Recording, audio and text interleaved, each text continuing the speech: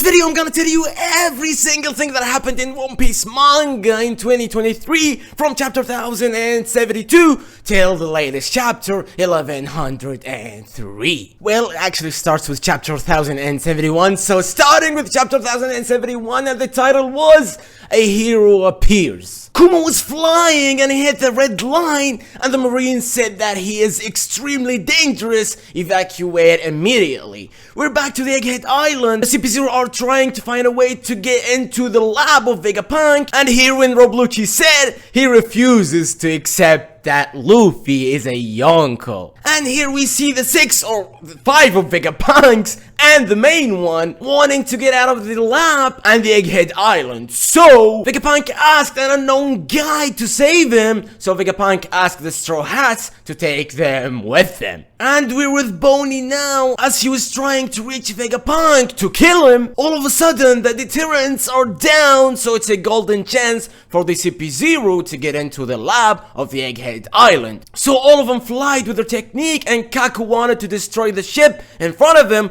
which in that case it was the Sanigo. And too bad for Kaku, Zoro was actually sleeping in Sanigo. And Zoro woke up and said, "Who the hell interrupted my nap?"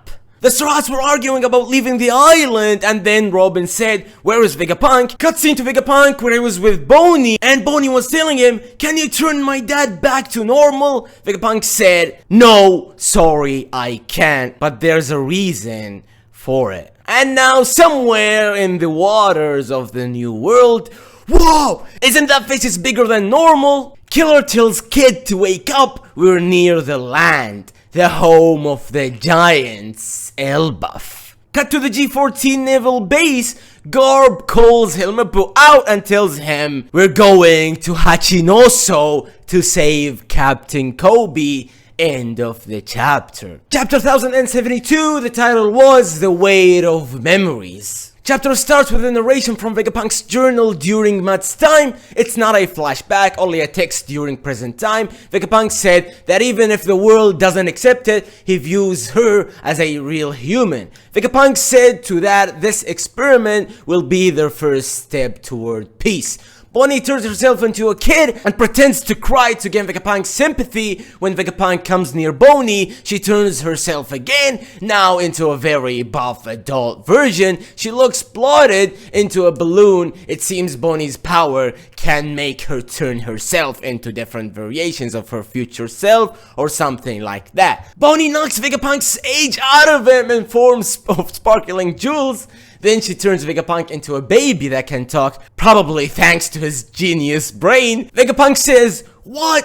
That sparkling jewels are my age?" Vegapunk says he can't tell Boney the reason why he turned Kuma in the past, because that reason will cause Boney a great pain. That's why Vegapunk promised Kuma he will never tell Boney the truth. Bonnie turns and sees a room with a bare paw at the door. Bonnie walks toward the door and destroys the lock by aging it up. Vegapunk and Kuma flashback starts. Vegapunk looks similar to the flashback in Ohara. Vegapunk told Kuma that a scientist in the West Blue discovered that a human weigh 21 grams less after they die. So 21 grams is the weight of human soul. Vegapunk also explains Kuma's Neko Neko no Mi. He says Kuma's power turns intangible things into something tangible. For example, Kuma can transform pain by turning nerve signal into tangible energy that it can push out of a body. So by extension, Kuma should be able to do the same with imagination, thoughts, or even memories as well. Vegapunk wants that Kuma tries to bring out his memories because he wants to know the weight and size of human memory. Kuma doesn't want to do that since it's embarrassing, but Vegapunk pigs him for the sake of science. Back to the prison, Bonnie enters the room with the bare paw at the door. In the middle of the room, Bonnie sees Kuma's bare paw shaped energy. She walks toward it. At the same time, we also see what is happening in the red port. Real Kuma is trying to climb the red line, but he's shot down by the Marines. Back to the room with the bare paw at the door. Bonnie is about to touch the energy. Vegapunk says, "Don't touch it, Bonnie. That is Kuma's pain." Bonnie says, "I know my father's ability. This is not pain. There are his memories, right?" Bonnie extends her hand to touch the energy. Cut now outside to the lab.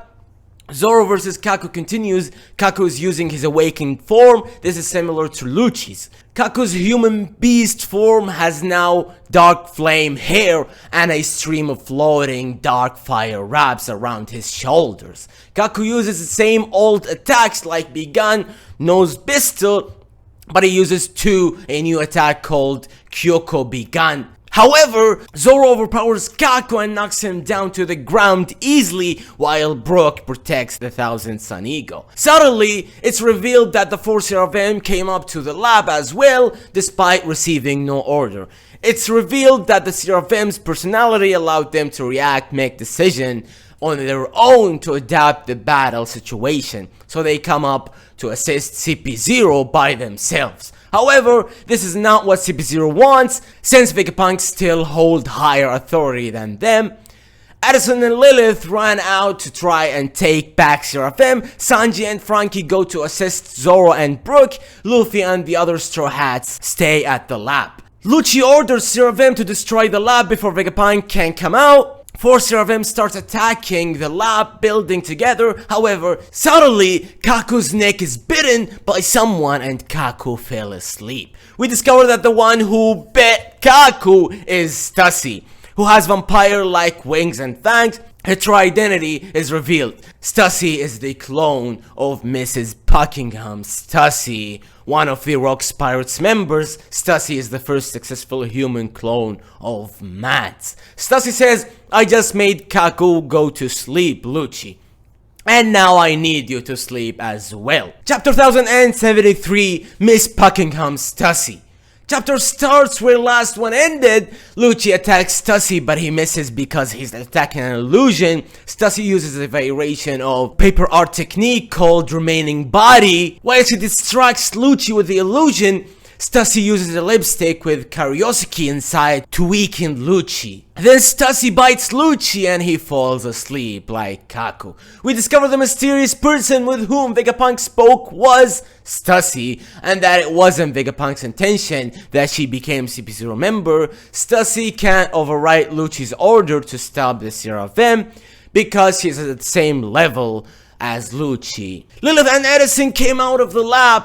S-Hawk attacks Lilith before she can give the order to stop, but Zoro stops it. Zoro fights against S-Hawk during some panels. S-Hawk is in shock, facing Zoro's strength. S-Shark attacks Edison as he's given the order to stop, but Sanji saves him. Then Edison managed to give the order and all Seraphim stops. Luffy and Chopper are running around the laboratory trying to find for the real Vegapunk, because he and Bonnie disappeared. Cut to Sphinx Island. It revealed that the Marines came to Sphinx Island while Marco was away in Wano Kuni, but Weevil arrived and protected the village. However, Weevil was captured by Ryukugyu, the Green Ball Admiral. Now Marco is with Miss Pakin. She asks Marco to bring back her son and to give her Shirohige's inheritance. Marco says, I appreciate you saving the village, but Miss Buckingham says, you doubt about my son's lineage?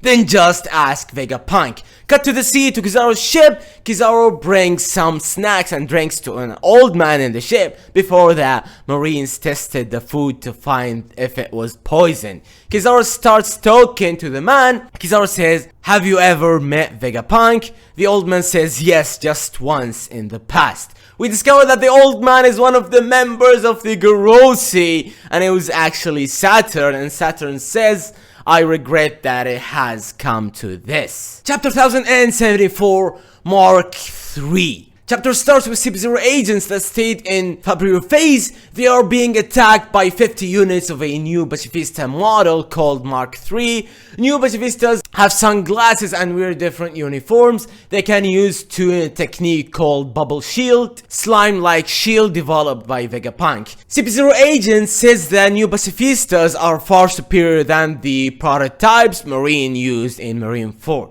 Since tomorrow is the one that released the new pacifistas, he ordered them to assist Dr. Vegapunk to escape from Egghead Island with Straw Hat crew. Stussy arrives where Vegapunk clone and Straw Hat's crew are with the 4 Seraphim. Lucci and Kaku both are still sleeping. The group decide to search for the real Vegapunk separately, but Luffy and Zoro won't go with them. Sanji asks to go with Stussy-sama. Alright. Luffy is tired after all the running and fights. In addition, he broke his dumb shoes, so he can't fly. Zoro will stay with them because the others don't want him to get lost in the lab. So Luffy and Zoro will stay in control room guarding Lucci and Kaku. Cut to Bonnie. She's in some sort of memory world that looks like a grassy field. Vegapunk is not with Bonnie. Bono sees the shadow of a castle and something Ryobitu. Then Bonnie sees young Kuma that is being abused by some people. Young Kuma is being forced to return to somewhere, or some people he knows will be killed.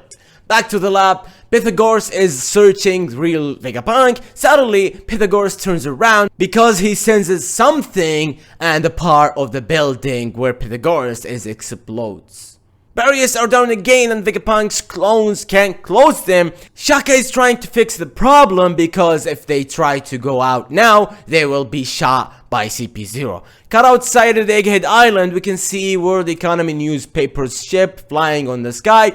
Vivi is inside the ship with Morgans and Wobble. Wobble is not with his wife, Cinderella. Wobble is hiding from the world government like Vivi. Wobble tells Vivi to keep her voice down since there may be world government devices hidden somewhere in the ship. Morgan is thinking a headline after hearing that Luffy is in the Egghead Island. Morgan says, got it. Yonko Straw Hat Luffy took Vegapunk as a hostage, took over Egghead Island, and is about to start a war against the Marines. World government is going to love this headline. Then Morgan steals his stuff to go collect some money from the world government. Vivi is angry at him.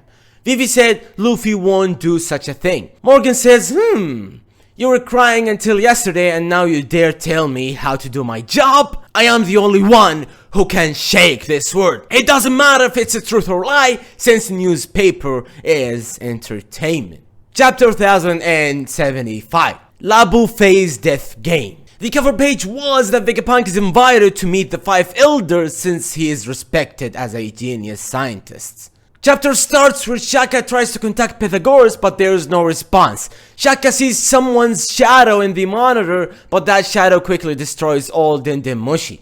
Luffy noticed all voices in his headphone are gone because all communications are cut off. Luffy comes to watch the monitors with Shaka. The screens go black one by one and they can't see what's happening. Shaka says there is someone in the laboratory with us. Straw Hat crew and Vegapunk's clones are divided in 4 groups. Group 1 is Nami, Brook, Addison. Nami finds a treasure, man-made diamonds. Group 2 is Chopper, Robin, and Atlas. They find man-made organs and Robin thinks Vegapunk got chopped into pieces. Oh my god. Group 3 is Sanji, Jinbei, and Stussy. They are walking in weapon-making area. Sanji wants Stussy to call him a dog. Alright.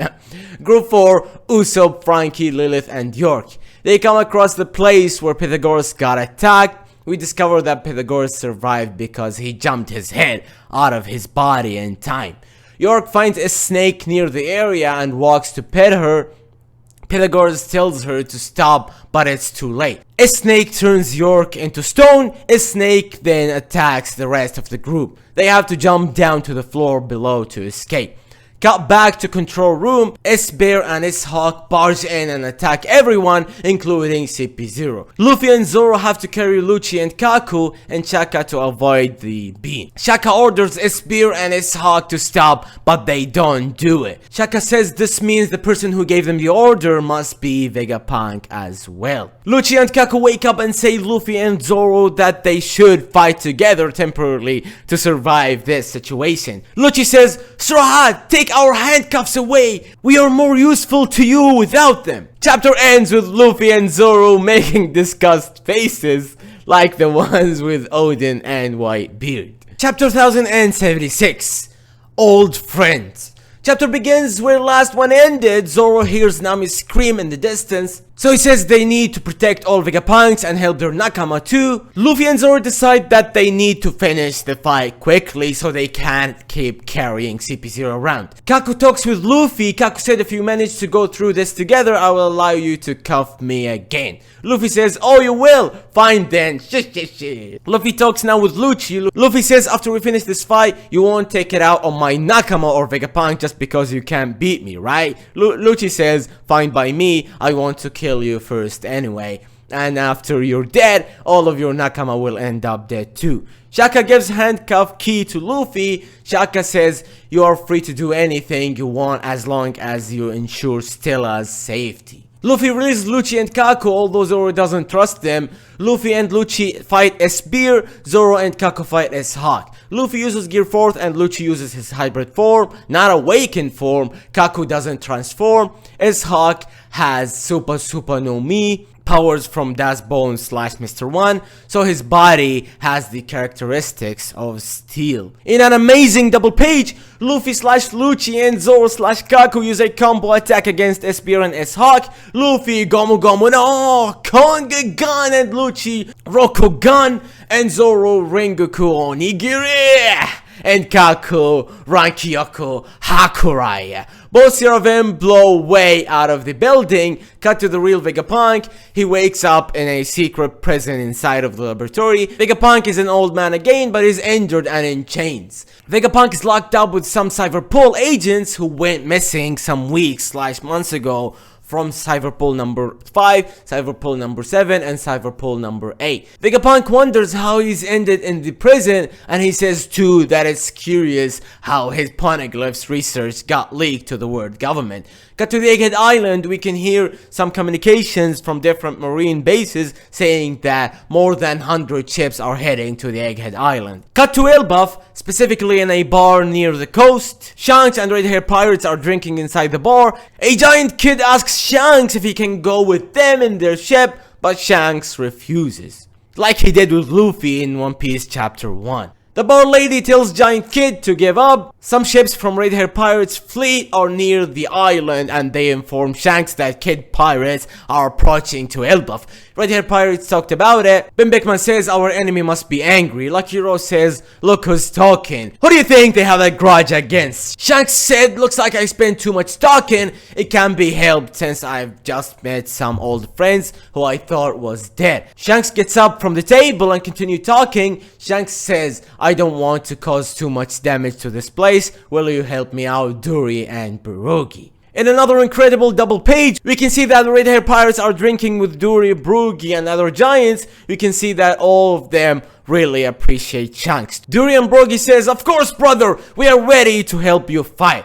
Shanks walks to battle with Duri and Barugi. Shanks says, Rockstar, tell Kid that he can fight against us now, or he can surrender Road Poneglyph and leave. Kid Pirate's ship is fighting other ships from Red Hair Pirate's fleet in the sea. Killer talks with Kid. Killer says, Kid, during our previous fight, you couldn't even get to Shanks' face. This time you might not lose just an arm. Kid says, we can worry about that if we actually lose. Chapter 1077, we should have realized that sooner. Chapter starts with Sentomaru telling all Egghead workers to escape from the island. Sentomaru tells everyone about Ohara's incident. We can see in Ohara's recap panel, like recap panels we saw in Reverie arc, Sentomaru says that something worse may about to happen in Egghead Island. Cut to Luffy's group. Shaka tells Luffy that he has an idea where Stella might be. Luffy, Zoro, Lucci, Kaku are still fighting against Seraphim. During some pages of the chapter, they use attacks like Gomu Gomu no Kong Organ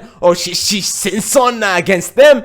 But Seraphim get up with no damage. Luffy is very upset. Luffy says, how can you getting up? Are you Kaido or something? Battle stopped for a moment. Luffy and Lucci return to normal human form. Zoro realizes that Seraphim are somewhat similar to King. Shaka hears that and explains that Lunarian blood taken from King was used to empower to the Seraphim. Then Shaka leaves the group to search for the real Vegapunk. Zoro tells everyone about Lunarian weakness. Zoro says pay attention to that flame on their back. When the flame go out, you can attack them. But when the flames are on, they're practically invincible. Lucci says, it's okay, at least we know how to fight them now. Zoro says, King's special characteristics are black wings, white hair, brown skin, and flames on his back. Luffy, Lucci, and Kaku says, you should have realized that sooner, with a funny panel. Battle against Seraphim continues. Cut to Nami's group. Edison is destroyed by a shark. He's still moaning but heavily damaged. Nami uses Zeus to attack a shark, but Seraphim gets up after the attack. Suddenly, Sanji appears and kicks a shark. He will fight against him. Cut to Usopp's group. Pythagoras' head is with them. Lilith uses her bubble gun on a snake because its bubble contains the sea energy like a Roski, so bubbles must touch a snake to weaken her.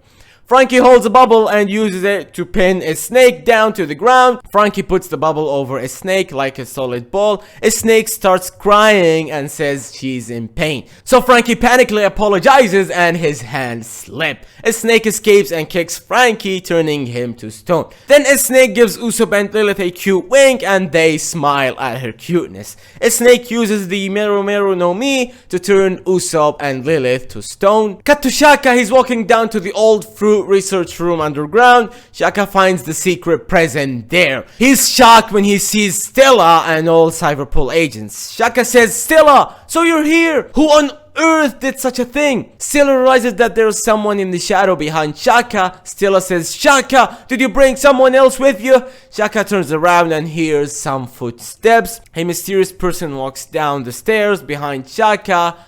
The mysterious person shoots Shaka in his head with a gun. Shaka's head explodes with blood everywhere. Vegapunk is shocked. Chapter 1078.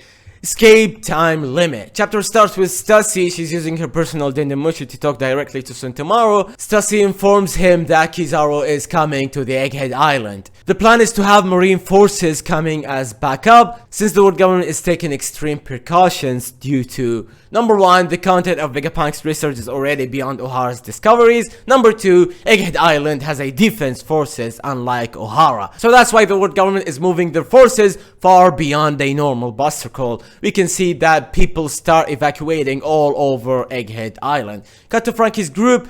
Frankie is partly paralyzed due to the petrification of half of his body, but he can still talk. Pythagoras asks a snake in tears who gave her the order. A snake doesn't reply him. Then she stomps on Pythagoras and causes a huge explosion. Cut to Robin's group. Robin analyzes that while everyone is busy fighting Seraphim, maybe something could happen to Stella. Atlas says there's one abandoned lab that it was sealed off long time ago. Robin asked Atlas to lead her and Chopper there. Cut to Sanji's group. Nami is holding Addison in her arm. Brook in ghost form says he will go to look for Vegapunk. Sanji versus S-Hawk continues. Sanji stands in front of a shark and lets a shark punches him, but Sanji takes 0 damage from his shark's punch. Sanji says, do you know this? This is called power of love. Cut to Luffy's group. Seraphim doesn't let their flame go out, so Luffy and the others still can damage them. Suddenly, S-Hawk disappears from the fight. Lucci says he must have changed his target to weaker ones, since attacking weaker members of the group will also affect the concentration of stronger members like Luffy. Zoro and Kako follows S-Hawk. Luffy and Lucci continue fighting a spear. After that, Naruto starts to speak while we see Bonnie sitting and crying before Kuma's memories. Naruto says these are all events that happened the day before the famous Egghead incident. However, the cause of this incident started 3 months ago. A new flashback starts. 3 months ago, Marijua received a message from Egghead Island. A mysterious person informed that Vegapunk was researching the Void Century. World government sent some Cyberpol agent to find out the truth. Cyberpol agent didn't find any evidence, but all of them vanished on their way back. A little later, the mysterious person called Marijua again. This time, the mysterious person asked to talk to Gorosi directly. After the conversation, the Gorosi were convinced that Vegapunk betrayed them. So the Gorosi sent CP0 to eliminate Vegapunk. But as a backup measure in case Vegapunk retaliates, one member of the Gorosi decided to head there himself along with Kizaru and marine forces from all marine bases. The force heading to Egghead Island now is already on same scale as a war.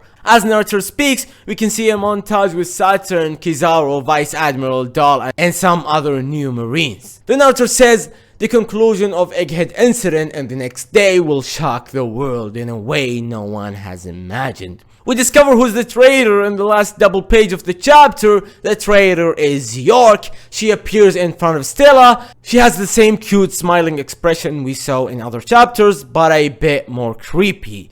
York talks with Stella. York says, "Hey Stella, I'm gonna be at Robitu." Stella says, "What? Didn't you see them when we went to Marijwa? Why would you wanna be such a despicable human being?" York says, "That's what Shaka would say, but he's dead now, ha ha ha. All these Vegapunks are nuisances. The world only needs one Vegapunk." Chapter 1074, 4 Emperor Red Hair Pirates. Chapter starts with a flashback about York that took place a few hours ago. York realized that the world government betrayed her and that they wanted to eliminate her as well. But York was prepared. York says, "In that case, I have a plan of my own." York ordered all Seraphim to kill everyone except her, Stella, and Cyberpol agents captured in the underground lab. After that, York ordered a snake to turn her to stone first and then return her to normal later. It seems York gave some other order to a snake as well, but we can't see it in the chapter. Flashback ends and we see a snake flying somewhere in present time. The evacuation of the Egghead Island continues, but outside of the island, we can see one of the Blackbeard pirates' ship approaching Egghead. Cut to Elbaf. Kid is facing the captains from the Red Hair Pirates fleet. It's known that the captains under Red Hair Pirates fleet are weaker than captains from other Yonko fleets. They managed to survive because Shanks gave everyone his flag to protect them. Red Hair Pirates are near the coast. They are talking while they approach to the battle. Lucky Rose says, "Captain, stay here. We will handle this." Shanks says, "Kid has 3 billion bounty. Do not underestimate youngster growth." Shanks asked Hongo if there is any new intel about Blackbeard. Hongo replies that they only know Blackbeard left Hachinosu, but nothing else. Shanks says, "I thought Blackbeard would show up at Wano Kuni, but he didn't appear." Shanks asks Yasop to see if Kid's pirates' wounds from Wano Kuni battle are already healed before starting the battle. Yasop says, "They seem perfectly healthy, Captain." Kid constructs an enormous rail gun while Shanks arrives to shore, then Kid shoots the rail gun. Kid says, "Take this, damned punk." Kid destroys all Red Hair Pirates fleet ships and defeats all of the captains with his attack. But actually that is not what happened. Kid's attack was the future sight that Shanks saw thanks to his advanced haki. Bigman talks with Shanks. You seem to see a quiet future there, right? Shanks gets angry and serious knowing how much damage Kid will cause if he lets Kid attack. So Shanks jumps ahead on his own towards Kid's ship and attacks them with a massive divine departure in an epic double page. Shanks uses the same attack that Goldie Roger used against Kazuki Oden in the past. Kid became unconscious and Killer, who tried to help Kid to withstand the attack, coughs blood and became unable to move. Kid and Killer have been defeated together in one attack. Kid pirates beg Shanks for mercy, giving him all the road poneglyph they have. Shanks doesn't say anything and jumps away from Kid Pirate's ship in the coast. Dory and Brogy have something to say. Dory and Brogy says, "Hey little humans, if you turn your gun towards other people's homeland, be prepared to meet the same fate." Boom with the Hakuku warrior nation. Dory and Brogy use the same attack we saw in Little Garden and destroys Victoria Pond completely. Kid and his entire crew down in the sea. Narrator says, the 3 billion bounty Eustace Kid and his crew are completely annihilated. Chapter 1080, the legendary hero. Chapter starts in Hachinosu, the pirate island. We see how some pirates are talking about someone's breakout. Then we see that Kobe is escaping with some prisoners. In a later flashback, we can see how Pirona found Kobe in a cell. Pirona told Kobe that she would release him only if Kobe helped her to release Moria, who's imprisoned in a deeper cell. We can't see Moria in this chapter. Kobe accepted Pirona's proposal and now he's helping to release other prisoners too. Other random pirates in Hachinosu try to capture Kobe. They want to give him to Cross Guild because Kobe's bounty is 5 stars. 1 star to equal 1 treasure chest that contains treasures for the amount of 100 million berries. So Kobe's bounty is around 500 million berries. Normally the bounty for a marine captain in Cross Guild is only 1 star, but Kobe has the hero title for the marines, so his bounty is much more higher than a normal marine captain. Kobe is now running from other pirates. He's acting as a decoy from the other prisoner. Some members of the Blackbeard Pirates are watching all from the Skull Fortress in the middle of the island. Kizaru merged himself with a wooden floor and stone wall, making the Skull Fortress moves and talks. It seems he doesn't want to intervene. Kizaru says, I don't want to wreck the town right after they finished repairing the rocky port. Vascoshot creates a liquor bubble and fly on it. He says he wants to burn the town altogether. San Juan Wolf is just sleeping, but he appeared in the chapter. Only the 3 of them and Shiryu are on Hachinosu Island. Shiryu is standing in the Skull Fortress with Kizaru. A flashback about Teach and Kobe starts. Teach wants to make Hachinosu a kingdom approved by world government, and he wants to be the king. That's why he kidnapped Kobe to extort world government. Kobe says Teach that they can't use him for negotiations since he is a Swords member. Kuzan explains that Swords members are marines who officially resign and return their coats. They can attack Yonko without approval of the world government, and they are not bound to chains of command. But Marine take no responsibility for them and can cut them off anytime. Despite everything, Teach still thinks he can use Kobe's hero title to pressure the world government. Back to the prison. Sword members arise and attacks Hachinosu Island while some of their members are introduced. Garp's ship appears flying in the sky. Helmabo and Tashigi are with Garp in the ship. Garp drops into the middle of the island and uses a massive punch attack called Galaxy Impact. Garp's punch destroys the entire town, and Garp says, do you know who you kidnapped? Kobe is the future of the Marines and my beloved apprentice. Chapter 1081. 10th Ship Captain Kuzan. Chapter starts where last one ended. Kuzan appears and freezes Hibari. Kobe runs to help her. Then Kuzan goes to face Garp. Kuzan says, will you be able to kill your former #1 apprentice to save your current one?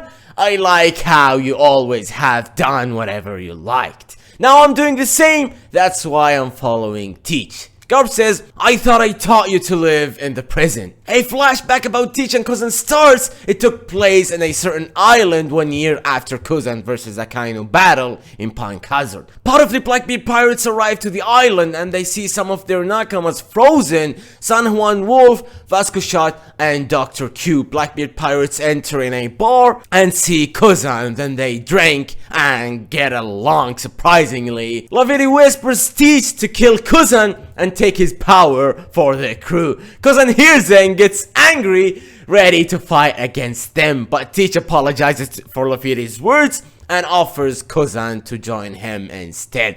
Teach asks Kuzan about the man with the burned scar because it seems that man has the remaining road poneglyph. It is said that the man with the burned scar rides on a black ship and he can create whirlpools to sink his enemies in the sea. Shiri says maybe that man with the burned scar works for the world government. It won't be surprised if the world government keeps one of the road poneglyph with them to prevent pirates can reach One Piece. Kuzan denies knowing anything about that man, and Kuzan says, maybe I'm that man. Seriously, my only memories about poneglyph are at Ohara. If I would have seen a red stone there, I would have remembered it.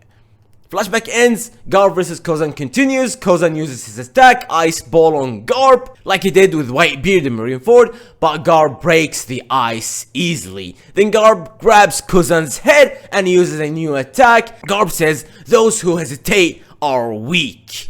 Garp smashes Kuzan's body and splits the ground with his fist. Kuzan's entire body falls into the ground. Cut to Winter Island. Law has been defeated. Teach is panting with blood on his face. He is deciding what he should do now. Teach says, what should I do with his power? Should I use it? Or maybe should I sell his power? power. Bippo sees what is happening with the captain. Bippo then takes a special medicine that Chopper gave him. This medicine lets Bippo turn to Soling form. Bippo looks badass in Soling form. He's like a huge polar bear who can see Bippo Soling in one full chapter. Bippo attacks Stitch before he can steal Low's power. Then Bippo takes Low into the sea. In a huge spread we can see that Bullard Tang has been destroyed and the rest of the Heart Pirates are in the sea or lying on the ground. The narrator says, at Winter Island in the New World, the pirate Trafalgar Law and his Heart Pirates have been defeated. Chapter 1082, let's go take it. Chapter starts with a newspaper headline that announces T-Bone is dead. He was killed by a citizen who wanted T-Bone's bounty from Cross Guild. In the Marine Headquarters cafeteria, Sengoku and Tsuru are discussing about the news and about Cross Guild rising threat. Hina arrives and talks with them. Sengoku says, Hina, where is Garp? I want him to try this new flavor, Okaki. Hina says Garp left a few days ago, saying he's going to go save Kobe. It seems Sword and Kujaku are with him too. Sengoku and Tsuru says, what? Cut to Cross Guild base. We can see that Buggy is sending money to the family of the man killed T-Bone. That guy will join Cross Guild and Buggy will protect him from the Marines. We can see that Cross Guild's ship is built. It has Buggy's head as figurehead and clone theme. Crocodile and Mihawk see it and beat up Buggy again. Crocodile and Mihawk says, why do we have to ride on this ship? Crocodile wants to use Cross Guild to complete again his Utopia nation plan. He's planning to build Utopia as a military nation that won't be threatened by any force.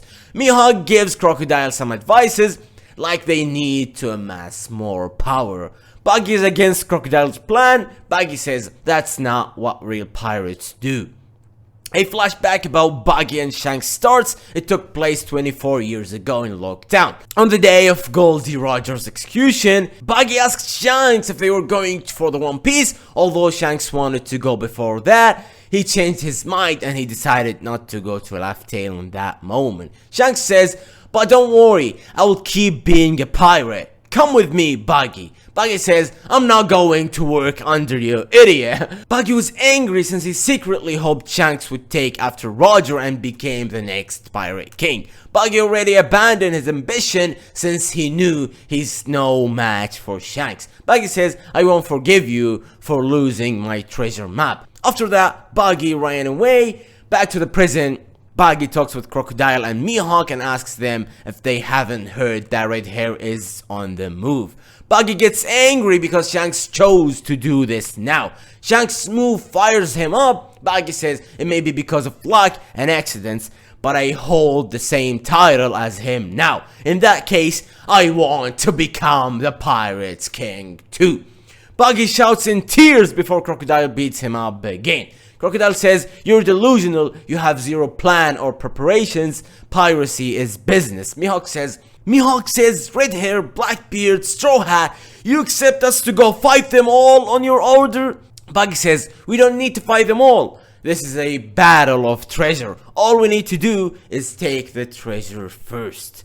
Then Buggy takes a microphone before Crocodile can stop him and speaks to all Cross Guild members. Buggy says, are you satisfied with your current lives? Do you remember the reason why you went out to the sea in the first place? The day has arrived, let's go take the One Piece. All Cross Guild members cheer Buggy. Crocodile and Mihawk are shocked and furious.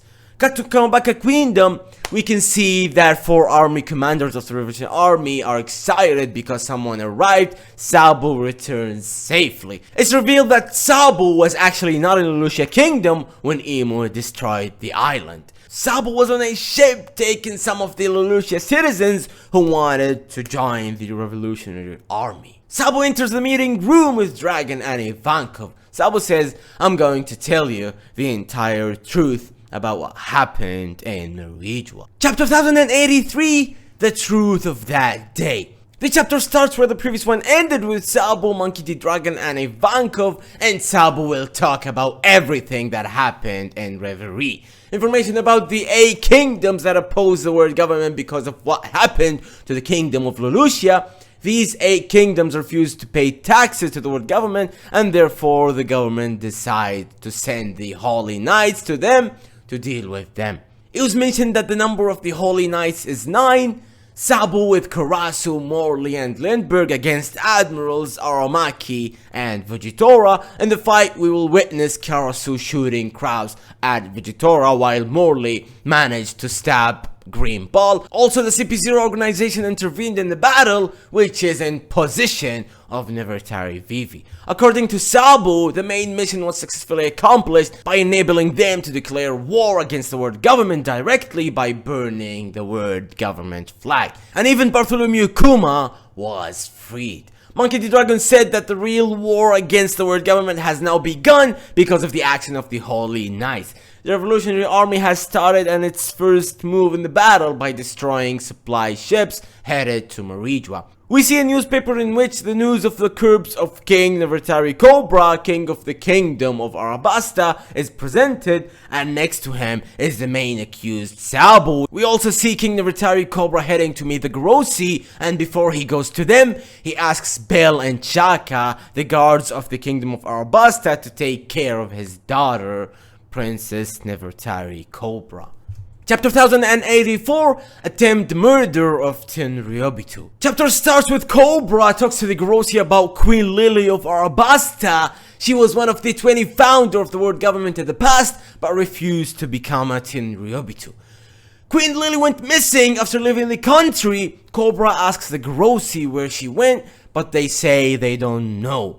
Charles C captures Shirahoshi, but Sai and Leo defeat him and save Shirahoshi. Morley frees Kuma, and at the end of the chapter, Imu appears and talks to Cobra, and Imu-sama says, Lily. Chapter 1085, The Death of Nefertari Cobra. Chapter starts where last one ended. Imu takes to Cobra. Imu says, I have 2 things to tell you and 1 question to ask. Cobra is shocked. He thinks to himself that what he's saying is impossible. Imu speaks in 3rd person. He calls himself Mu. Or she calls. We don't know. Cobra says, Imu, I know that name. It may be a coincidence, but among the first 20, and Imu shuts him up and she says, silence, you won't get any answer even if you ask. So I can tell you a few things. First, D are the people who were our enemy in the past. Although the recent Ds have no idea about the meaning of their name, the scholars who try to find the truth about voice entry, the pirates who try to find the poneglyphs, all these are Lily's fault. If she didn't make a mistake on that day, the poneglyphs wouldn't been spreaded throughout the world. However, there is one scenario that I suspected. That maybe the poneglyphs were not spreaded throughout the world by mistake, but by a deliberate plan. As Imu speaks, 5 elders draw their gun and points Cobra. Cobra thinks to himself he won't get out of the room alive. Imu says, I believe the answer lies in the letter left by Lily. You called her Queen Lily of Nefertari family, but what is the actual name of the sender written in the letter? Cobra asks what his fate will be.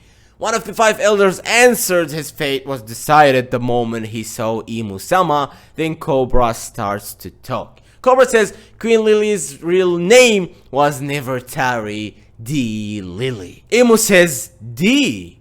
When Imu hears D in Lily's name, a black shadow arrow appears and stabs Cobra. Sabu, who has been hiding behind a pillar, appears and shooting fire at Imu. However, Imu transforms into a huge creature with a huge mouth and sharp teeth. Then Imu bites and swallows Sabu's fire. Imu climbs down the throne while 5 elders transform into big creatures while they surround Sabu and Cobra. We can't see them clearly, only their silhouettes. Sabu grabs Cobra and tries to escape from the throne room. Imu tries to catch them. Cobra talks with Sabu. Cobra says, please tell Vivi and Luffy this.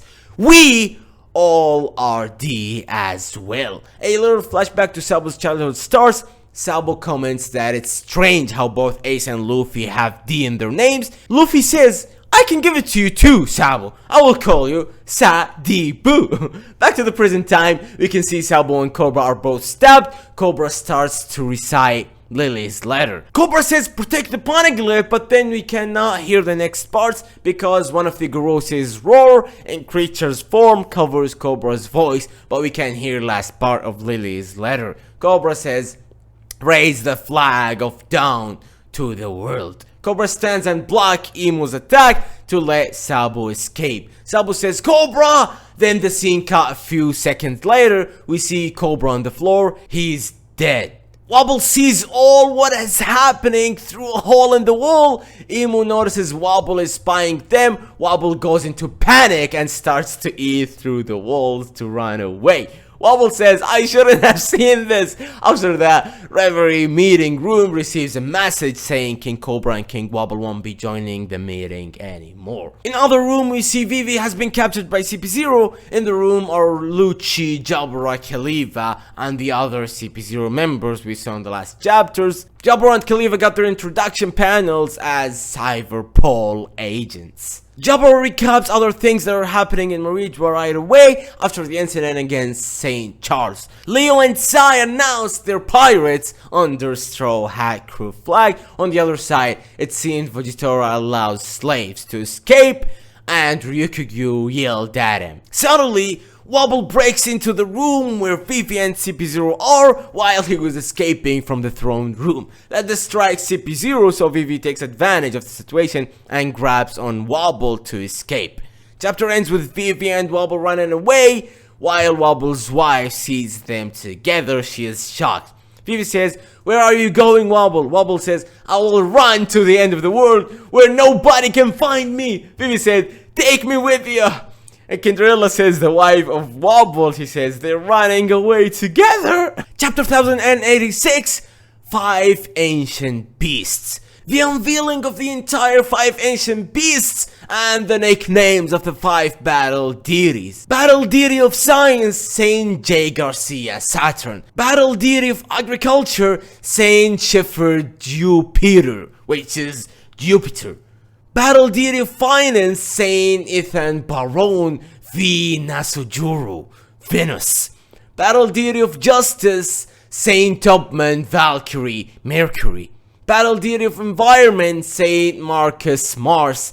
Among the 20 kings who founded the world government, there is one named Saint Imu from the Nerona family. As hinted by King Cobra in the previous chapter, Imu is suspected to be the same person. The weapon that destroyed the kingdom of Lelouchia in chapter 1060 was created by Vegapunk and by the name of Mother Flame. Confirmation of the existence of 2 Seraphim based on Crocodile and Gikumoria. The Knights of the Gods passed the death sentence on Saint Moist Guard after the failed assassination of Saint Charles. The captain of the Holy Knights is revealed, and they also belong to the Figureland family in the film Red. Shanks is also hinted to be part of this family. Chapter starts at Marine Base G1. Brano is showing Django and Full Body the ruins of 2 huge battleships. Brano explains they are battleship bags. Garp uses them to practice his punch. Brano says, and there are 2 ships because one of them was used by Aokiji. Garp and Aokiji had a special rule. They never used haki or special abilities when they're punching these ships. Cut to Hachinosu. Garp is still fighting Blackbeard pirates. Garp has thrown San Juan Wolf into the sea. We can see that the ship carrying Sword's members and prisoners is already off the coast. Only Garp, Kobe, and Gross are fighting the entire island by themselves. Gross asks something to Garp, but it seems Garp doesn't hear it.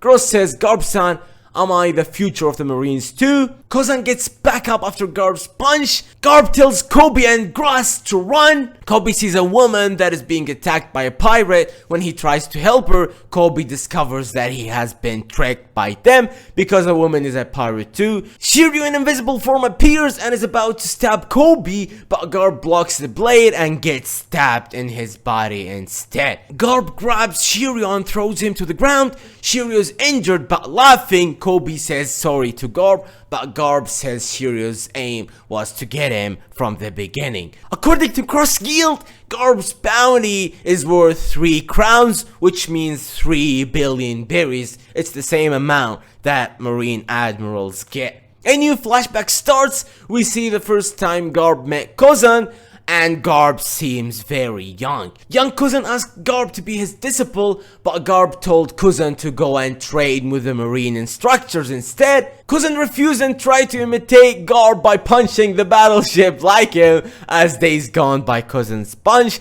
becomes stronger and stronger until the sound of his punch was as loud as Garp's. Over time, Garp was getting closer to Kuzan. Garp even complained about his family to Kuzan while they ate snacks together. Garp says, "My son became a revolutionary, damn it, and my grandson said he will become pirate, like I would let him." Kuzan looked annoyed to Garp. Kuzan says, "What does that have to do with me?" Back to the prison, Kuzan covers his hand with a technique called ice glove. Then Garp and Kuzan punch each other's faces with haki, creating a huge explosion. Both of them are thrown away. Aval Kizaru brings two huge arms on from island with his powers and is about to crush Garp's ship. At the end of the chapter, we see Garp lying on the ground bleeding, and we cannot see what happened to Kuzan. Garp talks to Kobe. Garp says, "Kobe, don't panic, justice will prevail." Chapter 1088, The Last Lesson. Chapter starts with a flashback in the old marine fort. Garp is teaching a class for new marines. Kobe is in the class too. In his first lesson, Garp asks a question to all the new marines. Garp says, "If one baby and one old man get stranded on an island and you have a boat that can hold only 2 people, who would you save?" Kobe says, "I would get down from the boat myself so both of them can live."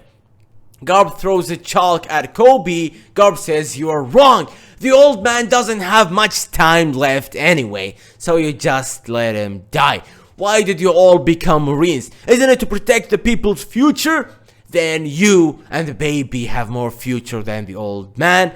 Only you and the baby must live on." After the lesson, Garp is called by a marine instructor. He asks Garp to never teach such things again, since all people's lives are equal. Garp disagrees. Garp says the future of young people is limitless.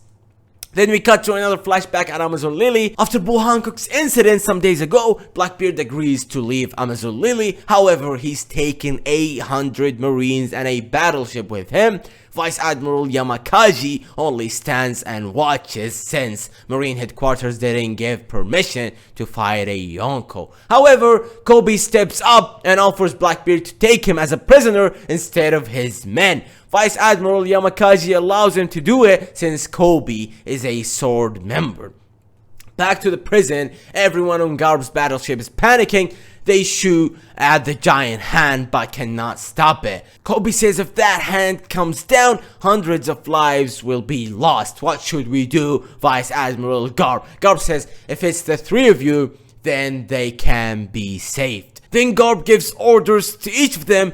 Garp will create an opening for them. Kobe must destroy the giant hand. Gross must protect the battleship. Hilmabu must cover Kobe and Gross. Kobe is shocked. Kobe says, "I can't destroy something that big." Garp cuts him off. Garp says in battle, decisions must be made in a sudden. Then all 3 of them immediately move in Garp's orders. Pirates are laughing, thinking Kobe, Hilmabu, and Gross can't do anything without Garp. Gross asks Kobe why Garp entrusted him with destroying the giant hand. He wonders if Kobe has a bomb or something like that to destroy it. Kobe replies he hasn't any weapon and he will try to do something. Pirates shoot at them. Hilmabu blocks a bullet with his sword and cuts up in an explosion. Garp stands up and faces Kuzan. He punches Kuzan to the ground, moving so fast that Kuzan is surprised. Then Garp jumps on roofs toward the skull and attacks it. Garp with his new technique, Galaxy Divide. Kizaru screams. Garp uses a massive attack that splits the skull in 2, making Kizaru's real body heavily injured with blood coming out of his head. Gross and Kobe follow Garp. Gross says, "What will you do, Kobe?" Kobe says, "I won't let it fall down."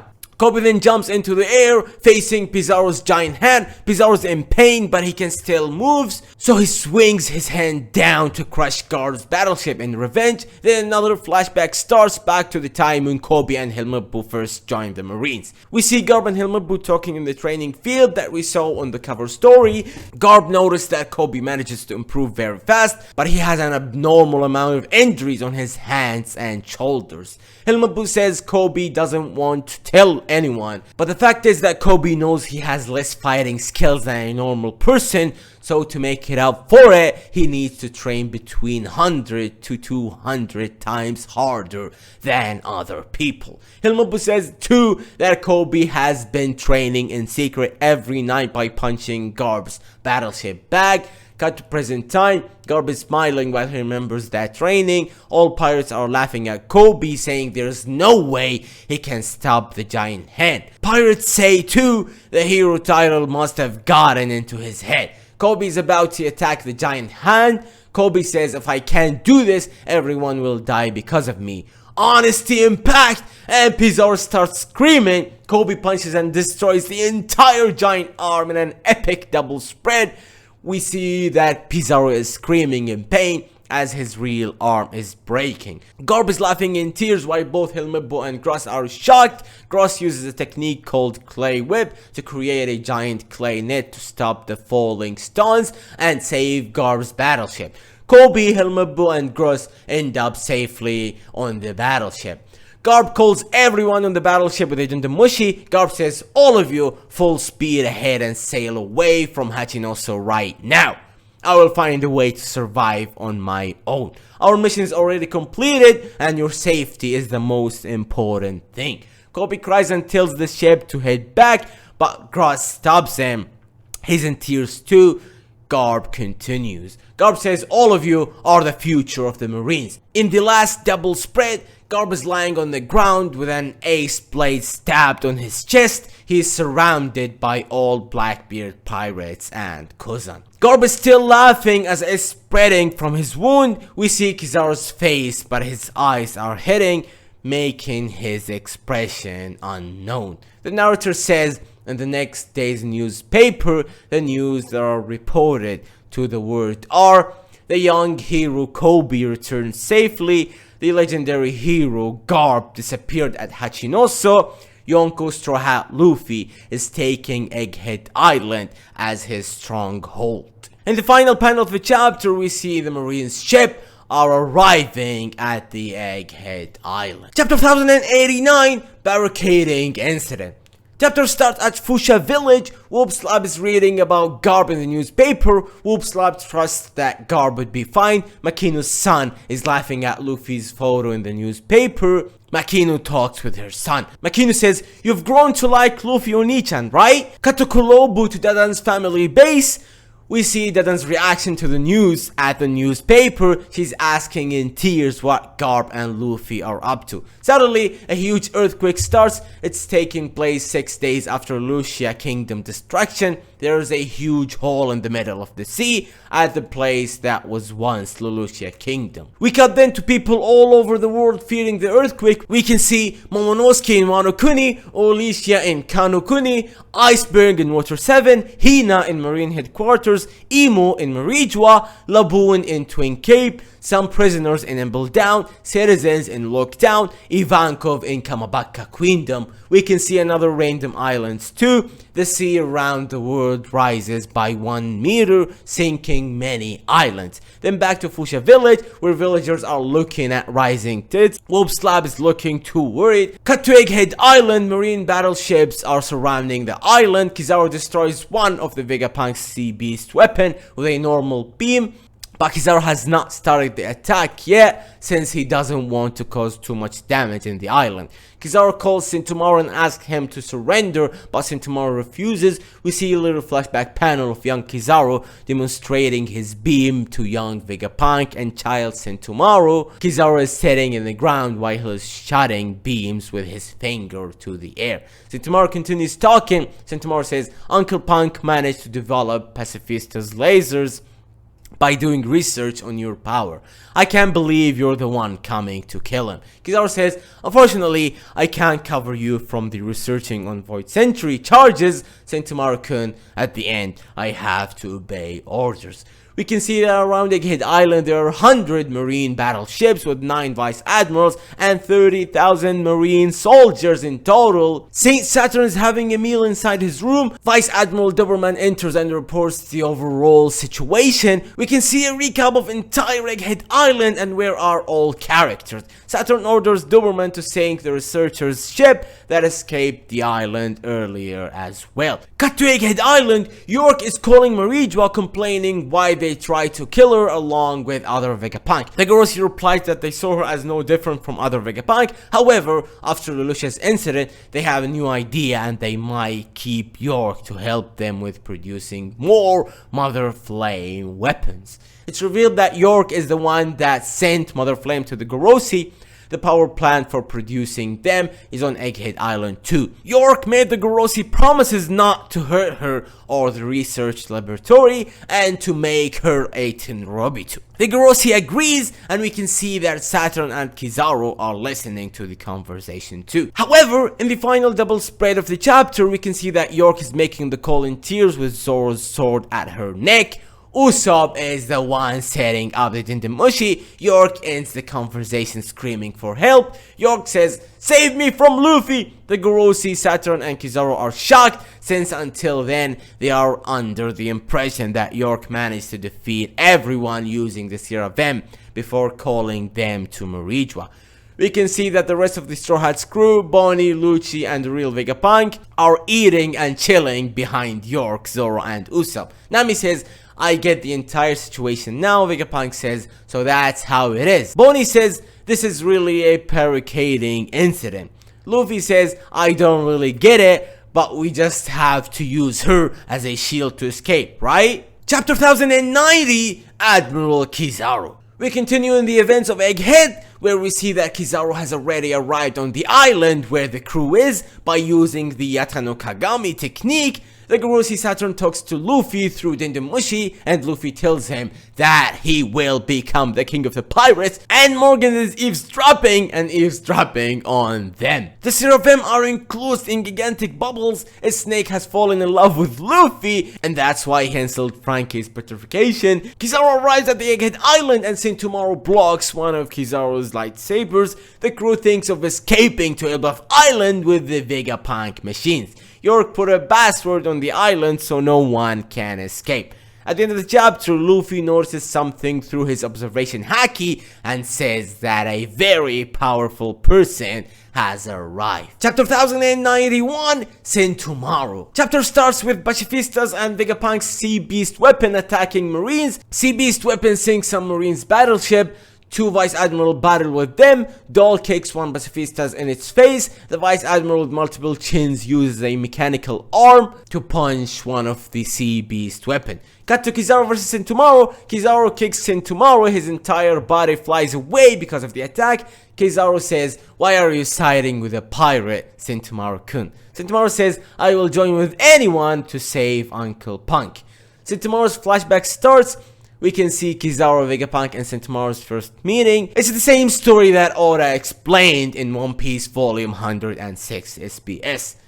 Kizaru was the one who accompanied Vegapunk to help the villagers from Beers and they met Sentomaru there. Vegapunk hired Sentomaru as his bodyguard and Sentomaru asked Kizaru to teach him how to fight to become a good bodyguard.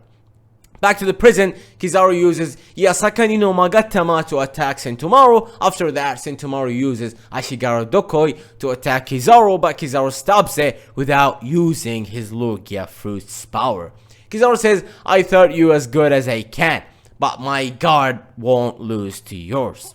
After that, Sentomaru is defeated by Kizaru's beam. Then Kizaru uses the command ship to command Pacifistas to make them fight Vegapunk's Sea Beast weapon. Kizaru says, "I just fulfilled my mission, Sentomaru-kun. I wish I could have saved you along with York, Punk Records, and Power Plant." We can see a close-up of Kizaru's face. He looks quite a bit more serious and angry than usual. Cut to outside of the labo phase, we can see that Vega Force 01 is carrying the Sunny to the other side of the island. At the same time, Kizaru flies through the barrier. Inside the labo phase, Lucci attacks Vegapunk, but Stussy uses her body to protect him. Sanji takes the bubble gun from Nami and traps Kaku inside the bubble ball. Then Zoro attacks Lucci. Both of them go through wall and flies outside the lab. In the final page, we see that Kizaru is about to follow Vega Force 01, but Luffy appears and kicks Kizaru. Luffy says, "Kizaru, we're 100 times stronger than 2 years ago." Chapter 1092, the Terran attacking Holy Land incident. Chapter starts with Kuma reaching Marijua. Some guards appears to stop him, but Kuma uses Ursus' shock to wipe them out. Something and Rabuto are injured too. Akainu appears to confront him. Akainu says, "What are you doing here, Kuma?" Akainu thinks to himself, what would do a doll with no consciousness like Kuma in the Holy Land? Akainu fights against Kuma. Akainu melts part of Kuma's face. Kuma doesn't defend, he just runs and then disappears. Something Rabuto are shouting at Akainu for failing to capture Kuma. It seems Marijua's food reserves are at a minimum too. We see a little flashback that takes place after Akainu captured Bonnie 2 years ago. Akainu told Bonnie that her dad willingly undergo his modifications. Back to the prison, cut to Egghead Island. Kizaru versus Luffy Snake Man. They fight during several panels of the chapter. Kizaru has light on both of his hands and block all Luffy's attacks with his arms. They don't use any new attack. Kizaru says, "You're a very tough to fight, as expected of a man who defeated Kaido." Kizaru flies very far away from Egghead Island to charge his new attack. Kizaru says, "Speed is a power." Then Kizaru flies back to Egghead and kicks Luffy Snake Man with full force. Luffy is blown through Vega Force 01, destroying the robot completely. We can see 2 flashback panels of Vegapunk showing Vega Force 01 to Kizaru. Thousand Sunny is okay because it lands on island clouds. Bonnie attacks Kizaru. Kizaru says, "You've grown so much. Don't force me to hurt too many people I know during the mission." Bonnie is kicked by Kizaru and she hits Egghead's barrier. Kizaru warps to the middle of the control room in the labo phase right next to Vegapunk. In the last double page of the chapter, giant Luffy Gear 5th appears above them and grabs Kizaru with his giant hand. Vegapunk, Nami, Usopp, Atlas and Edison are shocked and their eyeballs pop out of their faces. Kizaru has normal face. Chapter 1093, Luffy versus Kizaru. Chapter starts with Kizaru getting spanned around by Luffy. Kizaru's expressions is unchanged, he's very calm. Cut to the control room. Vegapunk decides to go to the Fabiru room with Sanji and Atlas. They want to save Bonnie and to change Pacifista's orders with the authority chip. Vegapunk will use his own vehicle, the Vega Tank. Vegapunk refers to Bonnie as little child. He talks about her as if she is really a small kid. Nami, Usopp and Edison remain in the control room. Jinbei is carrying all Vegapunk's stuff to the back of the island. Lilith is using Frankie Shogun to carry Thousand Sunny at the same point that Jinbei is going to. Frankie is going down to the Fabiru phase 2. Cut to the Fabiru phase. Bonnie is there fighting against Marines. Sentomaru saved her when Bonnie was falling down after she hit Egghead barrier. Then Sentomaru passes out.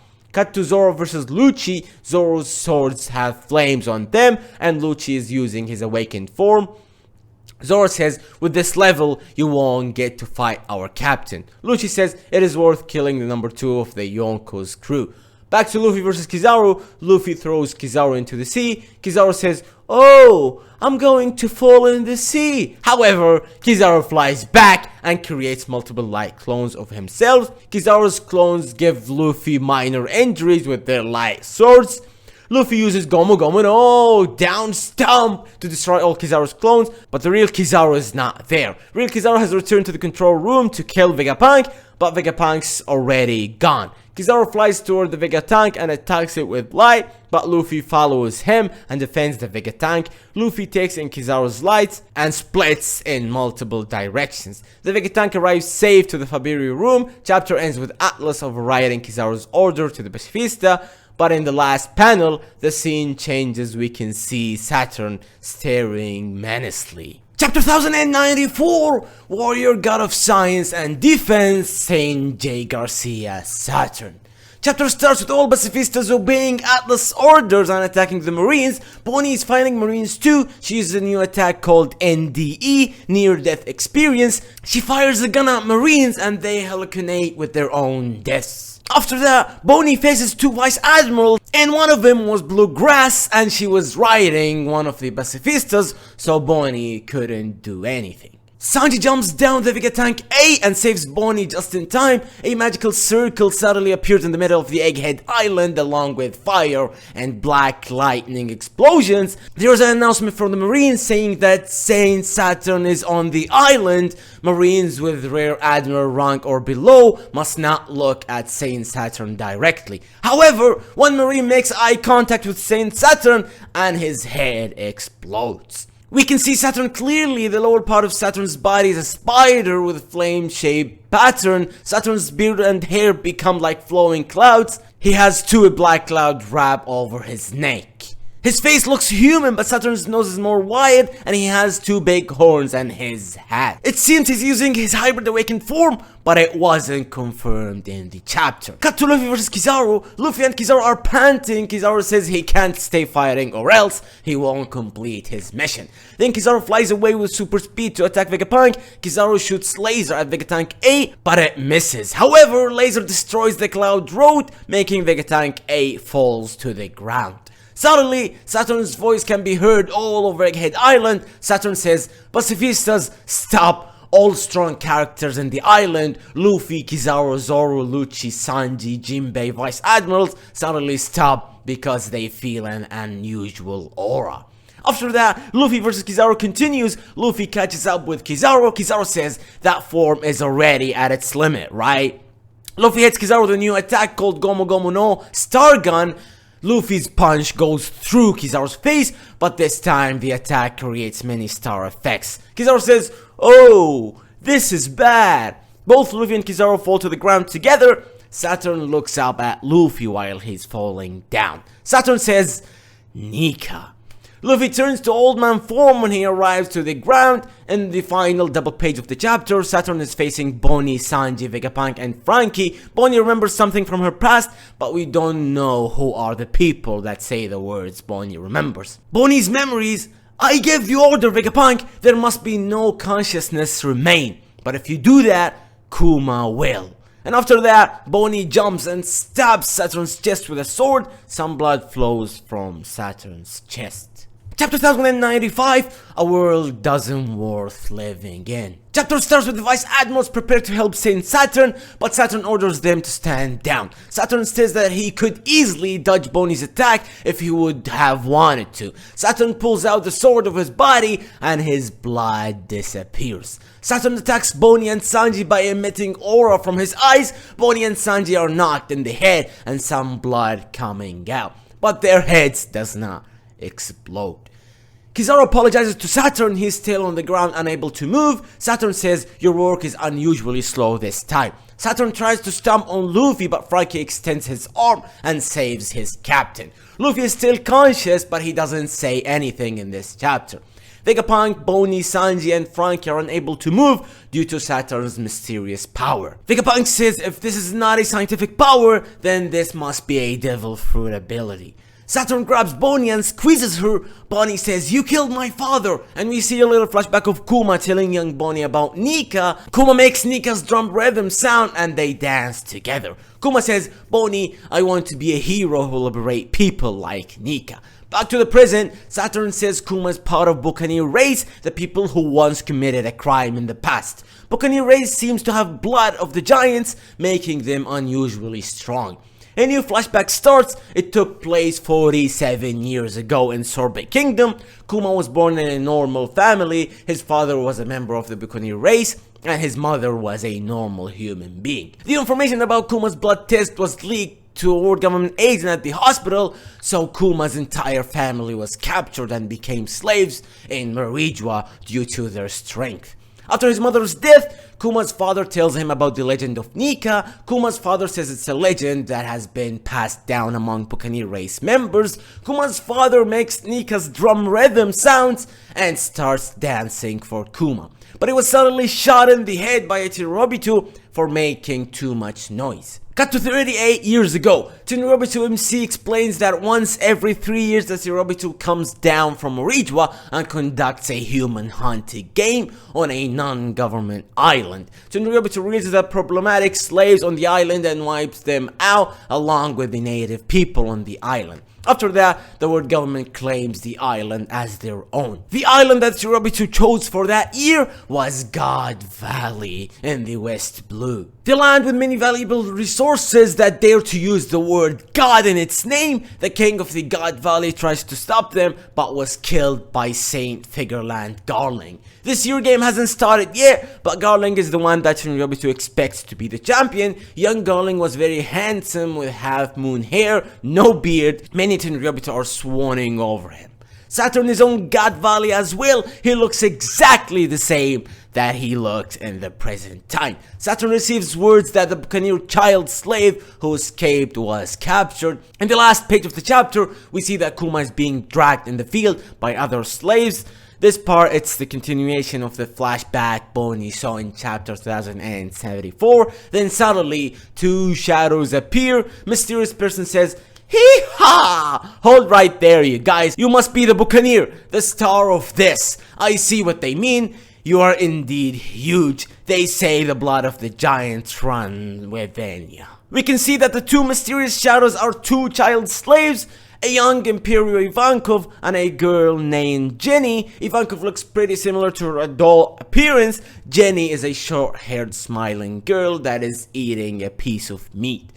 Jenny says, "Isn't my big bro here huge too?" Ivankov says, "Just the face though." "Wait, that's not the point here, you dummy." Ivankov talks to Kuma. Ivankov says, "I chose to live. What about you?" Chapter 1096, Kumachi. Ivankov and Kuma create a plan to escape God Valley by taking the devil fruit prizes from the slave hunt tournament and using them. The Rocks pirates come to God Valley and Garp is also sent there as well. Elder Noon from Amazon Lily is revealed to be a member of the Rocks. Among the prizes, there are Kaido's devil fruit and Kuma's devil fruit. And Ivankov and Kuma plan to take them to escape. Big Mama rhymes and confronts Ivankov. She takes the devil fruit Ivankov held, which is Kaido's, but Kuma manages to eat his Pow Pow fruit and meets Saturn. We also see Roger's pirates with Roger having the straw hat with him. We don't see the whole God Valley incident, we only see the different factions arriving and skip to Sorbet Kingdom in which Kuma, Ivankov and Jenny escape too. Chapter 1097, Jenny. 8 years after the God Valley incident, 30 years ago, South Blue, Sorbet Kingdom. Kuma is now 17 years old and has become a pastor. He's healing the poor elderly in the country by removing the pain from their bodies using his devil fruit power. The people call it the miracle hand. We also see Jenny, now 21 years old, became a fine young woman. She scolds the elder people who are camping inside the church. She seems to be very popular among the boys. The citizens are saying that the new king of Sorbet Kingdom, King Pickery, is a heartless and cheapskate king. He even makes the sick people pay tribute. The king is listening to their conversation through wiretap and is blushing. Kuma says to the people that he can heal them every week as long as it's just a light sickness or pain. All the accumulated pain removed by Kuma, same size of the pain that he removed from Luffy in Thriller Park, is condensed into a bubble and he did what Zoro did. He took all the pain by himself. Jenny is crying and says that Kuma does this every week and people doesn't know. Kuma says that it can't be helped because someone should take all the pain and suffering that was removed or it won't disappear. If he leaves the mass of pain and suffering alone, it will just go back to whoever he removed it from. But Kuma says he's happy because everyone he helped was happy. 25 years ago, Kuma is now 22 years old. Jenny asks Kuma to marry her, but Kuma refuses. Jenny is furious and still pressuring him. Kuma wants them to be happy, but he remembers the tragic past of his parents and don't want the same thing to happen to Jenny. Kuma changes the subject and tells Jenny about the news of Dragon and the Freedom Army. He tells Dragon is cool and must be a hero. Kuma says he wants to go out to the sea someday and save many people. That's the way he wanted to live his life. The two kids from the last chapter who bullied Kuma brings Fish to their home. Apparently, both has a crush on Jenny. 22 years ago, a big incident happened. Kuma now is 25 years old. He's telling the king's army to release all the people that they kidnapped. The kidnappers told Kuma that the law has changed. It was stated that the southern people can be used however they please. Kuma got angry because he knows that they will make them slaves and attacks them with Ursus shock. The king explained that the Sorbet Kingdom will be divided into two parts. The northern part will be the true Sorbet Kingdom, and the southern part is where the old people lives who can't pay the tribute. Kuma's church is also in the southern part. The king believes that by doing this, the Sorbet Kingdom will prosper. We see Kuma, Jenny, and 3 other people in a jail cell. Kuma is now wearing his signature hat. All of a sudden, the Freedom Army arrives and attacks Sorbet Kingdom and deposits the king. Dragon and Ivankov appears. Eva says, "Hey Kuma, if you're still the same person as back then, let's go and change the world." The Freedom Army, which came along with the pirate era and the tragedy of O'Hara, was led by the 2 pillars, Dragon and Ivankov. With the addition of Kuma, it transformed into the famous Revolutionary Army that paraded throughout the world. Jenny also joins the Revolutionary Army. Dragon says that they are still lacking funds. He wants the RA to help the rebellion faction of a country who want to depose their kings. He also wants to train new recruits in the proper handling of weapons and teach them how to fight. Dragon says he was a marine. He says he didn't find justice there. Kuma says that he will follow Dragon. Dragon says he won't make him regret that decision. Kuma goes back from time to time to visit his church. 8 years later, 14 years ago in a certain kingdom, we see Jenny. She's now the East Army commander. She's very happy because they will be joining with Kuma's squad the next day. Revolutionary Army HQ, Baltigo. Someone reports to Dragon that Jenny was kidnapped. The one who reported said there was an unexpected enemy. In note, a disturbing news. Chapter 1098, Birth of Bonnie. Jenny was kidnapped to become Shirobito's wife. It's reported that Jenny's entire Revolutionary Army troop was annihilated in a surprise attack by world government. After Jenny was kidnapped, Revolutionary Army become more violent and Kuma become much more intense in battles. We see the moment when Revolutionary Army picked up people from Gua Kingdom. After that, Kuma teleported to another island to help the rebels. Kuma ended the battle in that island all by himself. Bonnie is the child that was born from Jenny and the Cherubitu. 2 years later, Jenny contracted a immoral disease called Sapphire Scale. It's a very rare disease, even most rare than Umberlead Syndrome, which is Lowe's disease when he was a child. When patients came in contact with natural light, causes that their entire body become blue and their skin get harder like rocks. Jenny become unrecognizable due to the disease, so Tenryubito releases her.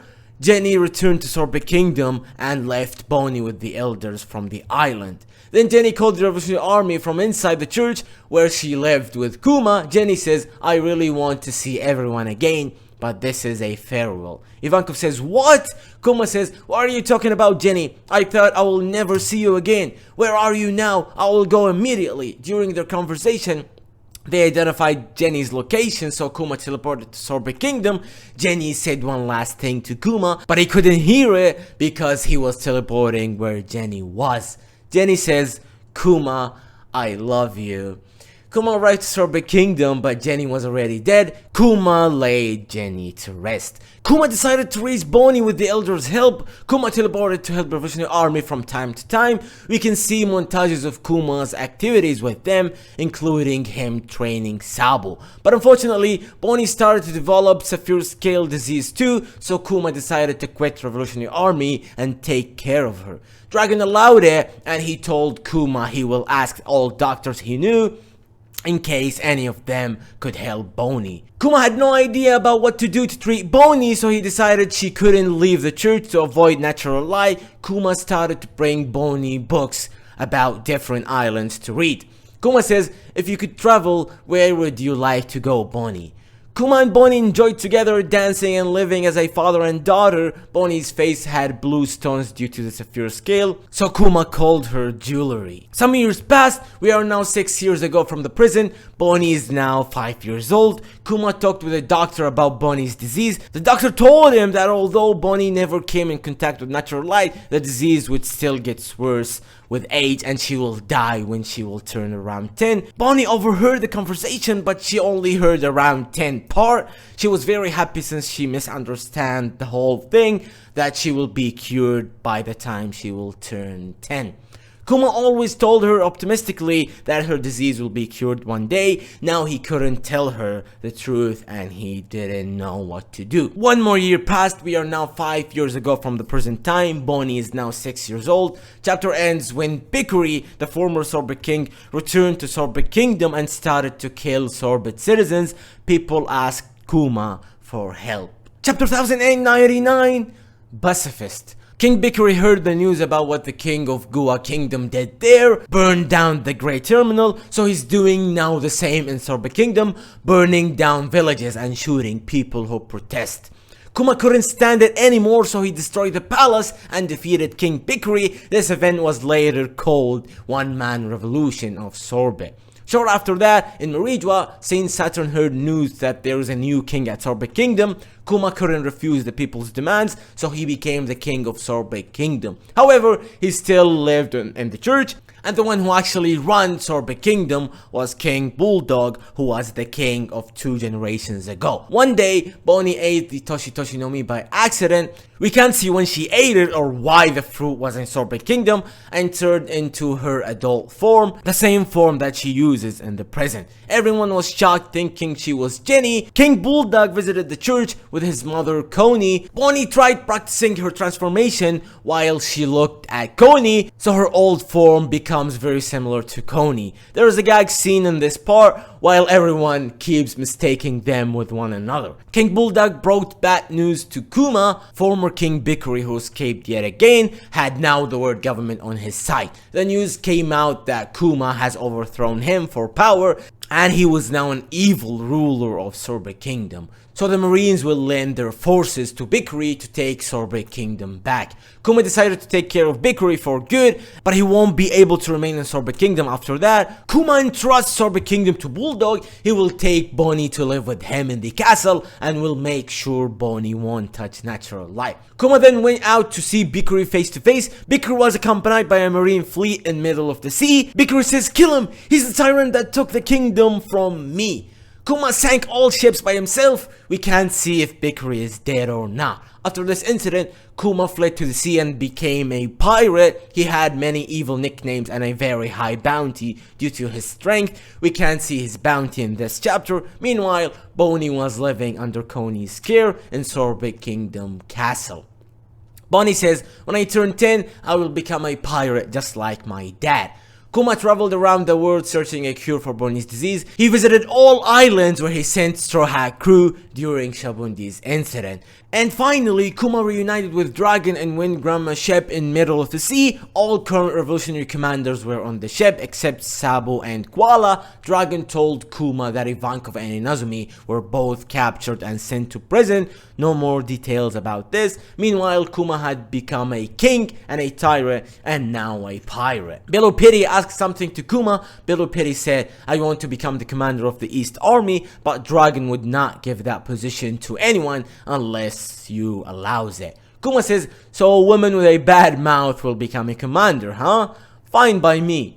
Dragon talked to Kuma about Vegapunk. Dragon said he never recommended Vegapunk to Kuma since it's impossible to meet Vegapunk while he's in Punk Hazard. However, an incident just happened and Punk Hazard, the huge explosion by Caesar Clown, and Vegapunk had to move his laboratory. Dragon says that the defense of the new laboratory is still weak, so you should go and meet him now. Dragon says, "Thanks Dragon, if I manage to cure Bonnie, I would like to fight alongside you again." Dragon says, "Just leave fate to the blow of the wind, my friend." Cut back to Bonnie. She's learning to fight and can't even defeat an adult in hand-to-hand combat. Kuma arrived at Sorbet Kingdom to meet with Bonnie. Kuma brought Bonnie in a box to Egghead Island, which was still a winter island. They meet Vegapunk, whose head was still huge. Bonnie played with Sentomaru while Vegapunk and Kuma talked.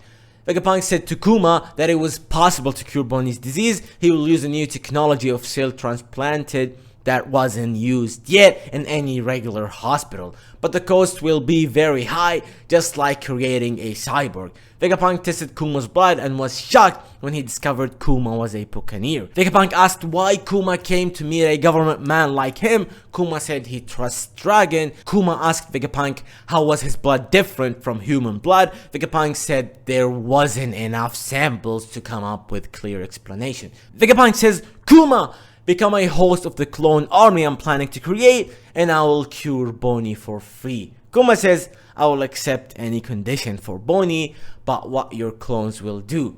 Vegapunk says, they will become marines. I will make them shoot laser beams to defeat evil pirates and have strong bodies to be used as shield for innocent people. Cut to Marijua, we can see Saint Saturn is actually listening their entire conversation. Saturn says that Vegapunk has no idea how to utilize this chance. I have another idea. Back to Egghead Island, Kuma and Vegapunk are still talking. Kuma says, at first, I plan to accept any condition even if you've been a demon. But if your clones can save the lives of people, maybe this is the purpose why I was born. Vegapunk says, you're such a saint. Kuma says, no, I'm just a pacifist. Kuma uses Japanese word with pacifista in katakana. Vegapunk says, I like this word, let's use it to call the warrior of the future that we will create. Chapter 1100, Thank You Bonnie. Chapter starts where last one ended. Kizaru visited Vegapunk's laboratory. Some marines like Drake were following him. It's explained that Vegapunk just moved into the building after the accident in Punk Hazard, so he didn't realize they were spied Dendemushi inside the lab. Kizaru brought Saturn's Dendemushi because he wanted to talk with Vegapunk. Saturn said he's aware of Vegapunk's illegally negotiating with a pirate. However, as Kuma would make an excellent host for clones, Saturn will allow the deal. But Saturn had 3 additional conditions to the deal. Number 1, Kuma must become a Shichibukai, replacing an unnamed Shichibukai who was defeated by Ace a few days ago. Number 2, Kuma must become a human weapon, undergoing a cyborg surgery. Number 3, Kuma's mind must be erased when his surgery ends. Vegapunk was furious since wiping a cyborg's mind is the same as killing a man. Saturn replied him categorically. Saturn says, you're in no position to argue with me, marine scientist. However, Kuma cried in happiness because he finally would be able to save Bonnie. Vegapunk explained that Bonnie's surgery would take 6 months and after that must rest for 1 year before she can go outside. On the other hand, Kuma's surgery will take 2 years. Saturn said Bonnie will be their hostage. If Bonnie is cured, there's a risk that Kuma may run away with her. So after her 6 months treatment, Bonnie must be in world government custody for 1 year. The world government will release Bonnie after Vegapunk erases Kuma's mind, and to prevent them from running away together, Kuma won't be allowed to meet Bonnie never again after her 6 months treatment. Kuma agreed to Saturn's conditions, but in exchange he asked to send Bonnie at Sorbet Kingdom after the 6 months treatment to prevent her from knowing the truth about this deal. Saturn agreed, since as long as they are under the world government's eyes, anywhere is the same. After the deal, we see a montage of Kuma, Bonnie, Vegapunk and Sentomaru spending time together and growing closer to one another during the next 6 months. Kizaru is also very close to them. We see him joining a pizza party and dancing with them. We can see Bonnie and Kuma's surgery too. For example, we see Vegapunk changing Kuma's shoulders. After 6 months, Bonnie's surgery ended, so she was brought back to Sorbet Kingdom where Koni and others welcome her.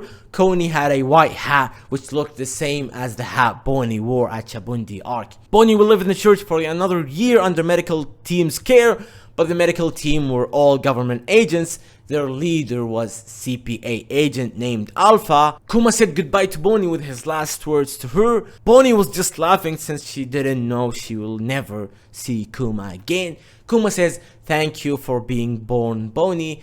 Kuma then went out to the sea to do his duty as a new Chichibukai. We can see another montage with all former Chichibukai's reactions to the news. Elvira, Kobe, Dragon, Sabo, and Koala appears too, the non-Chichibukai guys. The Flamingo says, Kuma the Tyrant? Looks like we have another villain in the line. Miss All Sunday, are you interested? Crocodile says, it doesn't matter. Did you get rid of the guy who saw the artificial rain ship? Elvira says, supposedly, he's a man close in size to that white beard. Kobe, what do you think is stronger, me or him? Kobe says, of course it's you, Lady Elvira. In Whitebeard's ship, Ace and Jinbei are talking about Kuma and with Whitebeard.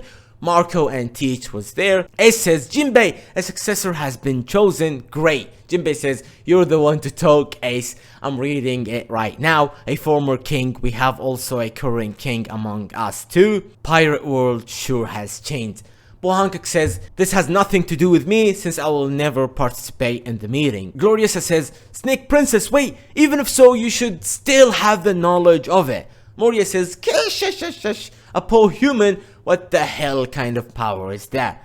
Dragon appears as well with no reaction. After this montage, we see that Kuma is writing a letter to Bonnie where he said that he is exploring many islands they can travel together one day in the future. In the last page of the chapter, we can see teenager Luffy running away from a tiger in the forest. Luffy says, it's mad now. In the last panel, we can see Kuma's ship was arriving at Fusha village. Kuma received an Indomushi call.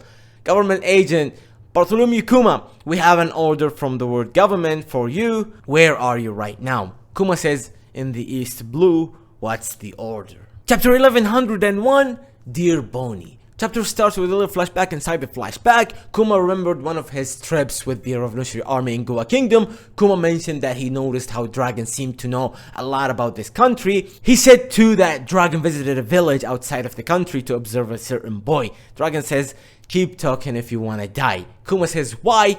Dragon says a child is the parent's weakness. Kuma said he understands and he won't look into that anymore. Cut to the normal flashback where last chapter ended.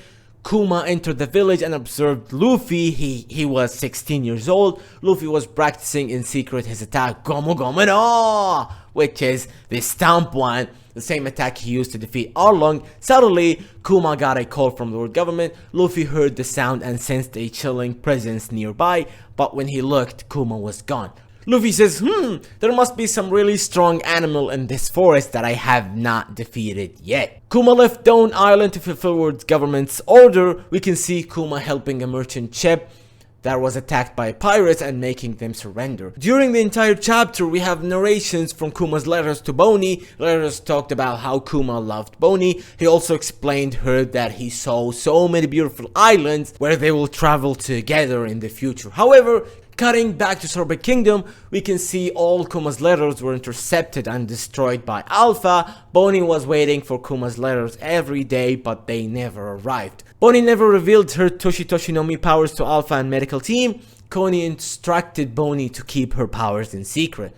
Coney says a smart hawk must always hide its clothes. Kuma visited Vegapunk's laboratory. We see him meeting Stussy's clone. Stussy's clone says, I wonder who's more unfortunate, a human with no consciousness or a clone with consciousness. Vegapunk says, enough Stussy, I told you that you're a human too. Vegapunk, that already has his apple head, explained that once the modification is completed, Kuma won't have any memories or emotion left. However, Vegapunk will keep Kuma's consciousness up until very last minute. 1 year remains until the surgery is completed. We see Kuma helping the Revolutionary Army from time to time, but now he's completely silent, never talking to them at all. Dragon and his other friends knew there must be a reason behind Kuma's behavior. Back to Sorbet Kingdom, Bonnie celebrated her 9th birthday, but Kuma's letters still haven't arrived. Then 1 year passed since Bonnie's surgery ended, so Bonnie was 100% completely healed now. However, Alpha won't let Bonnie get out until her 10th birthday.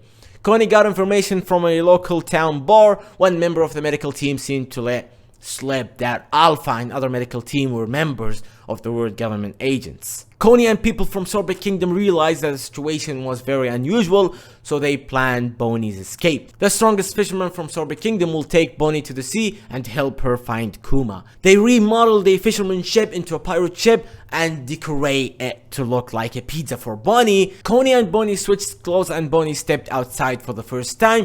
Bonnie got past the guards and reached the ship. However, Alpha realized that she was Bonnie and chased her after using Geppo. Alpha says, in case you try to escape, I'm allowed to beat up and restrain you. At the end of the chapter, Bonnie in child form recalled one day when she asked Kuma what Nika looks like. Kuma says, I'm not really sure. All I know is that his body has robbery quality and he can fight any way he wants. Bonnie then uses her new attack, Distortion Future. Distortion Future, the future that I become like Nika. In the epic final spread, Bonnie punched Alpha with a giant punch like Luffy's Gear 3rd. Then Bonnie escaped from Sorbet Kingdom. The narrator says the world government immediately becomes aware of the hostage Bonnie's escape. Then her fisherman's ship that sails out to find her father soon turns into a pirate ship of the new era, revealing Luffy and the other pirates from that generation. Chapter 1102, The Life of Kuma. Chapter starts with Bonnie's journey. The Bonnie pirates were traveling to an island searching for Kuma. He was there, but when Bonnie pirates arrived, Kuma already warped away. Bonnie pirates always left tons of injured kids and elderly after their attack. They were actually Marines transformed by Bonnie's power, so Marines believed they're really evil pirates. Kuma was aware that Bonnie was looking for him, but he decided he couldn't meet her. Cut to the scene where Luffy got his first bounty. We can see Luffy's reaction on the reaction page showed in Jump Festa 2024 with Ace, Jinbei, Sabo. Sure, after that, during Enies Lobby incident, Kuma visited Vegapunk in Egghead Island. Vegapunk showed him an army of pacifistas being produced, and they talked about Enies Lobby incident. Kuma revealed to Vegapunk that Luffy is Dragon's son. Kuma knew it's useless to hide this information from Vegapunk since he already promised to give Vegapunk all his memories. Vegapunk can't believe Luffy is Dragon's son. Kuma says it's curious how a boy with the rubber powers is going against the world government, just like the legendary Nika. Vegapunk says that's true, beep beep beep. Then we cut through the Bark incident. We see it from Kuma's point of view. Kuma saw Straw Hat crew fighting Moria. After the incident, Kuma received it in the Mushi call with the order to prepare for war against Whitebeard. Cut to Shabundi, we see Bonnie's introduction scene, but now we discover that Kuma was actually hiding outside the restaurant, looking at Bonnie through a window. Kuma smiled when he saw Bonnie. Kuma says she has grown into a strong pirate. Kuma heard about the incident of the Tsurubitu, so he warped to the human auction's roof immediately and looked inside. Kuma was shocked when he discovered that Luffy punched a Tsurubitu to protect a Yojin. Kuma says this is a rebellious act that no one has been able to do for centuries. Then we see Shabundi's incident, Kizaru, Sentomaru Pacifistas vs Straw Hat crew from Kuma's point of view. Luffy says, I couldn't save them, not a single one of my nakama. Kuma was thinking to himself and he said that's not true at all. You all just aren't ready for the new world. Do not come until you're ready because you are a man who might one day save the world. In Egghead Island, Saturn ordered Vegapunk to put an additional self-destruction switch on Kuma just in case. Vegapunk tried to negotiate other methods that would allow Kuma to retain his consciousness, but Saturn insisted Kuma's mind must be whipped. Saturn says, I'm also a scientist, it's useless that you try to lie to me, Vegapunk. On the last day of his normal life, just before the Summit War of Marineford, Kuma and Vegapunk said goodbye to each other. Vegapunk programmed Kuma to go fight Whitebeard pirates in the war, but Kuma asked Vegapunk to program him to protect Thousand Sunny too.